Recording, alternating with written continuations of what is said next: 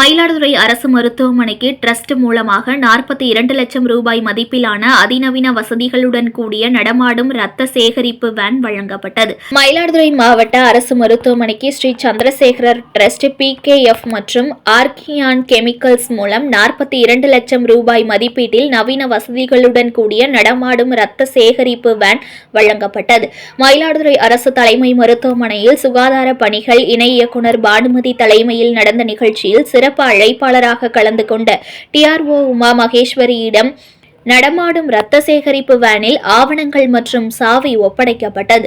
இதனைத் தொடர்ந்து 3 கொடையாளர்களிடம் ஒரே நேரத்தில் ரத்தம் சேகரிக்கும் வகையில் உருவாக்கப்பட்டுள்ள இந்த பிரத்யேக ஆம்புலன்ஸ் வாகனம் மயிலாடுதுறை அரசு மருத்துவமனை CMO டாக்டர் மருதவாணனிடம் கொடுக்கப்பட்டது. இந்த வாகனத்தின் மூலம் டெல்டா பகுதி மக்கள் பயன்பெறுவார்கள் என மருத்துவர்கள் தெரிவித்துள்ளனர்.